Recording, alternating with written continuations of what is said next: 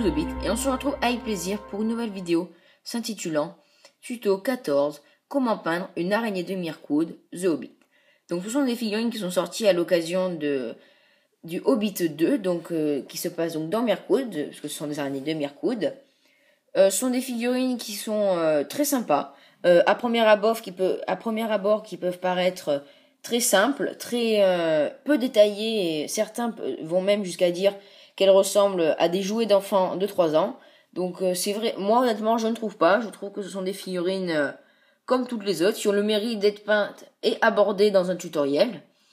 Donc ce sont des figurines, donc j'ai fait un socle en rapport avec Mirkwood, et j'ai donc fait un petit plus, mais donc je vous en parlerai en temps venu.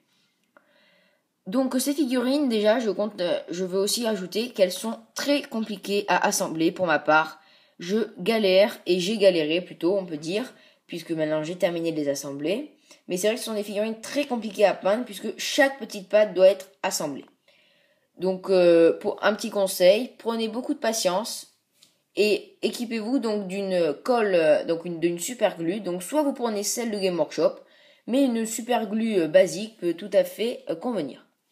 Donc en première étape, donc pour ce tutoriel, donc excusez-moi, la caméra bouge un peu parce que seul c'est compliqué de filmer. Donc on va peindre, donc on va pas chercher à séparer les parties, donc on va peindre l'intégralité de la figurine en Rhinoxide. Et n'oubliez pas de bien diluer pour éviter d'utiliser tout votre pot parce que les figurines sont grandes. Si vous en avez beaucoup, comme moi j'en ai 6 à peindre, et que vous diluez pas, ça peut vous griller énormément de peinture. De plus, la dilution est obligatoire pour tout type de peinture, sinon la peinture sera beaucoup trop pâteuse. Et par exemple, les petits poils qu'on peut voir sur l'abdomen ne se verront plus. Donc diluez bien et peignez toute la figurine en Rhinoxide. Pour cette deuxième étape de ce tutoriel, donc on va toujours s'occuper de l'intégralité de la figurine. Donc vous allez prendre donc un pinceau de brossage à sec. Moi je vous conseille donc par exemple un large dry brush, voilà, qui va vous permettre de faire un brossage à sec plus rapide et je trouve avec un meilleur rendu, parce que le plus petit brossage à sec va être moins adapté sur une figurine qui est quand même assez grande, les araignées de Mirkwood. Donc vous allez faire un brossage à sec toute la figurine, donc un premier dégradé de leurs poils, donc en Dryad Bark. Après le brossage à sec en Dryad Bark, donc vous pouvez vous munir une fois de plus d'un pinceau de brossage. Nous allons faire un deuxième brossage à sec pour dégrader encore les poils. Et donc nous allons faire ce brossage à sec en Moorfang Brown. Après le brossage à sec en Moorfang Brown, excusez-moi. Donc vous allez faire un brossage à sec un peu plus léger encore, hein, puisque vous pouvez également limiter le brossage à sec en Moorfang Brown si vous voulez garder une teinte d'araignée encore plus sombre, même si après le lavis va bien foncer la figurine. Donc nous allons faire un léger brossage à sec quand même pour pas non plus éclaircir trop la figurine, excusez-moi. Donc un dernier brossage à sec en Scrag Brown. Donc après avoir fait les dégradés donc sur les poils, on va s'occuper de parties qui ne sont pas destinées à être peintes, donc comme le poil, comme les yeux ou les dents. On va s'occuper d'abord des yeux, donc je vous conseille de prendre un pinceau fin pour éviter de déborder sur les dégradés de poils que vous avez fait autour des yeux. Les araignées de Mirkwood ont 8 yeux.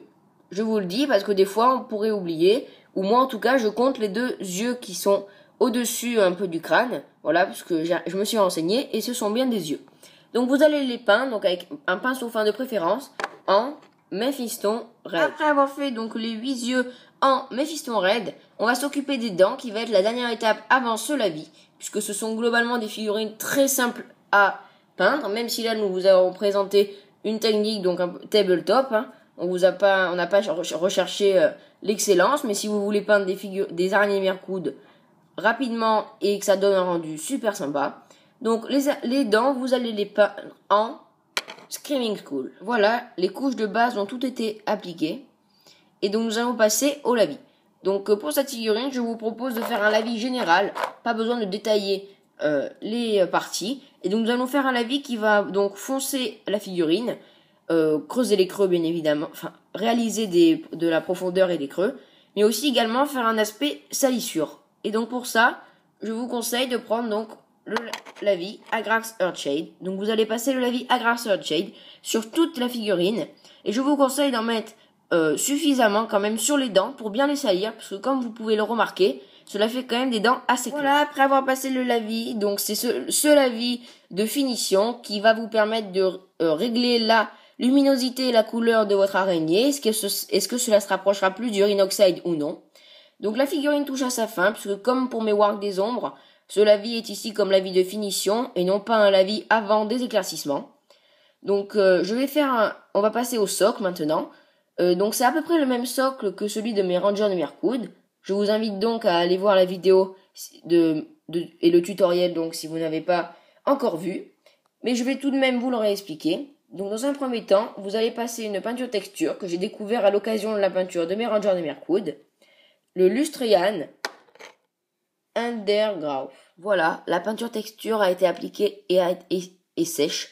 Je vous précise que c'est un temps de séchage assez long et donc il faut bien laisser sécher et il ne faut pas diluer cette peinture. Voilà, parce que c'est une peinture texture, si vous la diluez, ça ne fera pas du tout ce rendu.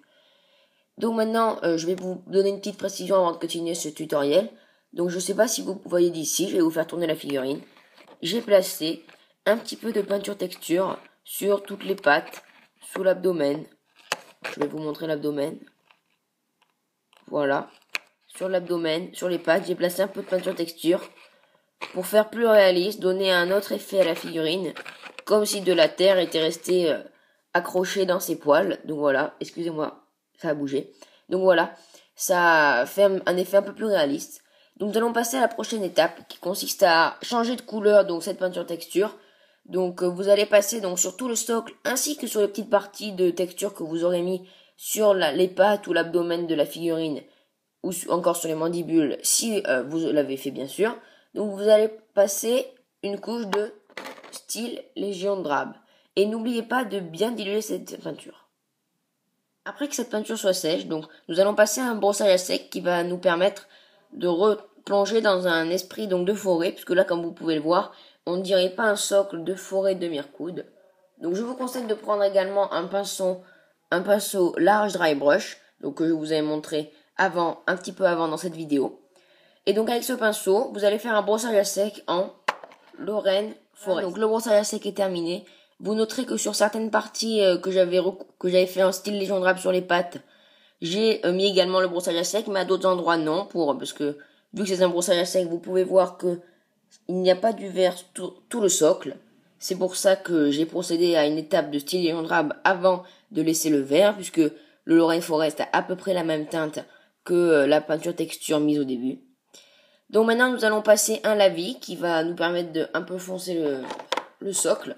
Nous allons passer un lavis d'Agrax Earthshade sur tout le socle, ainsi que sur certaines petites pattes si vous faites toujours un petit peu de terre. Après avoir passé donc le lavis en Agrax Earthshade, donc je vous précise que c'est donc une étape qui est encore une fois longue à sécher.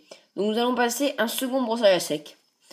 Donc comme vous pouvez le voir, donc la peinture texture a laissé quelques petits donc du relief, elle a posé du relief qui est réalisé, qui a été éclairci d'une manière, on va appeler ça comme ça, en Lorraine Forest.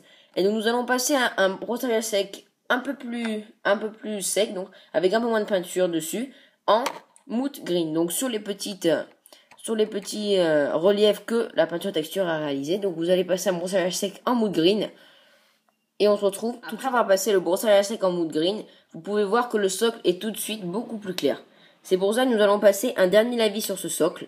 Donc vous allez passer un lavis de Null Oil sur tout le socle. Vous n'êtes pas obligé d'en mettre énormément, hein, c'est simplement pour un peu calmer donc la couleur du mood green. Donc le lavis de Null Oil est terminé. Vous pouvez remarquer que ça a donné donc un effet beaucoup plus sombre à ce socle. Et donc vous pouvez varier un petit peu les teintes de vos socles des araignées en fonction de la quantité de lavis que vous placez avec la Grax et le Nulnoy. Ça fera quelques petites variantes. Voilà, c'est pas grand chose, mais vous pouvez toujours essayer. Aussi, donc, je tenais à préciser que ce Nulnoy, je l'ai aussi mis en fin pour assombrir plus le socle que ce qu'il n'est à la base. Par exemple, pour mes Rangers de Mirkwood, etc. Puisque les araignées de Mirkwood, je me dis qu'elles évoluent dans un milieu beaucoup moins verdoyant, beaucoup moins joyeux, etc. Donc voilà, donc notre figurine et on pourrait se dire qu'elle est terminée, puisque vous voyez que j'ai fait la bordure du socle en Rhinoxide. Mais donc je vais mettre un petit plus sur mes socles, je ne sais pas si vous l'avez déjà aperçu, mais en tout cas je vais vous expliquer comment le faire. Donc voilà, on se retrouve après une petite coupure. Donc en fait, je me suis inspiré d'une vidéo, donc sûrement d'un youtubeur francophone que vous devez connaître, donc Zézéchiel de B Peinture, qui a fait une vidéo sur comment faire des socles pour tyrannides. Et donc je m'en suis inspiré, puisqu'il y a quelque chose que je trouvais que c'était exactement ce que je cherchais pour mettre sur mes socles d'araignée de Mirkoud et ne pas laisser comme ça, parce que je ne vais pas mettre d'herbe, toujours dans la même logique de l'endroit moins verdoyant, etc. Donc, pour commencer, donc vous allez vous munir donc de colle PVA, voilà, donc de la colle blanche, donc là ici Citadel, de super glue. Donc voilà, ici j'ai une super glue, donc pas à la marque Game Workshop, mais c'est une super glue. Et donc en fait on va dire l'élément principal donc de notre accessoire, de notre socle, ça va être en fait des billes. Donc des billes que vous pouvez trouver dans les magasins où ils vendent des pistolets à billes. Donc c'est voilà, c'est des billes standards. Moi je sais que je les ai piquées à un ami, puisque je savais que j'en avais pas besoin de beaucoup. Donc j'en ai pris une petite trentaine, voilà, pour mes 6 araignées. Donc honnêtement c'est très facile à trouver, puisque voilà, souvent il y a au moins une de vos connaissances qui devrait avoir des vieilles billes de pistolet à billes, pas besoin d'avoir des magnifiques billes. Et donc je vais vous expliquer comment réaliser quelque chose avec ça, parce que vous devez vous demander à quoi cela sert. Donc en fait, vous allez prendre la colle PVA, en appliquer énormément sur le socle. Et je vous retrouve tout de suite pour vous montrer comment c'est. Là, la colle PVA a été appliquée, donc ça va déterminer l'endroit sur lequel vous allez avoir donc cet accessoire, qui en fait, je vais vous le dire maintenant parce que j'ai oublié de vous le dire avant, va en fait représenter des œufs avec comme une espèce de toile d'araignée, donc sur le socle. Donc après que vous ayez mis donc de la colle PVA, je voulais vraiment vous filmer cette étape pour que vous voyez, j'en ai mis beaucoup. Donc vous allez prendre votre petite bille donc de pistolet et vous allez donc les poser dans la colle PVA. Donc vous les posez et vous pouvez aussi un petit peu remettre de la colle PVA par-dessus pour un peu les recouvrir. Et donc après ce qui va faire encore plus sympa, c'est quand vous allez prendre donc la super glue. Et donc vous allez venir, donc après que les billes aient été mises dans la colle PVA, vous allez venir déposer quelques gouttes de super glue. Et après vous allez attendre, je pense que vous pouvez attendre une bonne demi-journée pour que ça sèche bien. Ouais, une bonne demi-journée. Donc je vous conseille de faire ça le soir, au moins vous en occupez le matin, ou alors le matin vous en occuperez en fin d'après-midi. Donc voilà, vous attendez une bonne demi-journée que tout cela sèche. Donc je vous répète, donc vous mettez la colle PVA, vous mettez les petites billes, vous recouvrez si vous voulez un petit peu de colle PVA, et vous mettez quelques gouttes de super glue donc sur la colle PVA. Ce qui va faire une réaction chimique, on se retrouvera tout de suite pour voir quel est le rendu. Avant de se retrouver pour la table d'après, donc je vous montre quand tout vient d'être appliqué. Vous pouvez voir que j'ai recouvert un petit peu les billes de colle PVA et vous voyez que les gouttes de super glue, donc vous devez les voir, excusez-moi, facilement donc à la caméra. Donc ce sont les espèces de cloques là qu'il y a sur la colle PVA. Et ceci n'est que le début de la réaction chimique. Voilà, la peinture est sèche, donc j'ai attendu bien 5 heures. Donc je vous conseille de ne pas attendre moins, car sinon ça risque de faire des massacres, je vous le répète encore une fois, parce que c'est très long à sécher.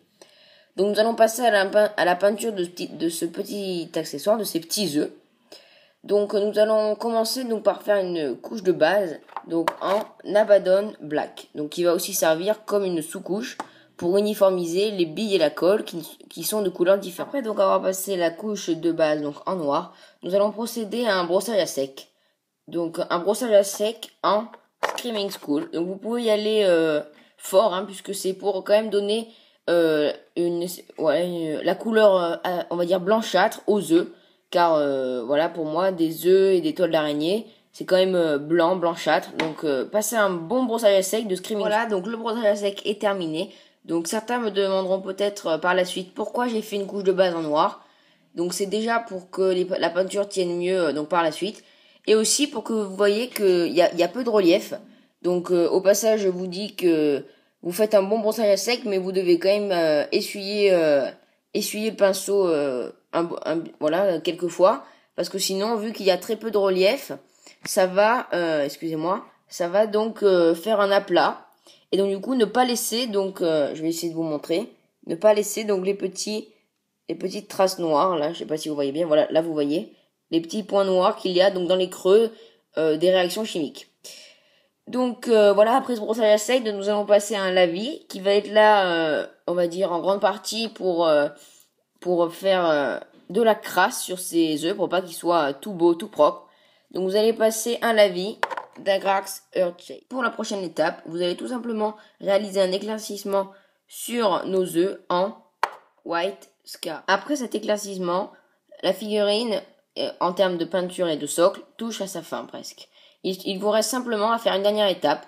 Vous allez passer un dernier lavis pour finir donc sur nos œufs en Nuln Oil pour vraiment creuser voilà, pour achever cette figurine. Vous n'avez plus qu'à faire ou refaire la bordure, ça dépend. Moi, vous voyez, je l'ai fait une première fois, mais à certains endroits, donc elle a été un petit peu salie, si je puis dire, par d'autres peintures qu'on a utilisées par la suite. Donc faites la bordure du socle en style Légion Drab et votre figurine sera terminée.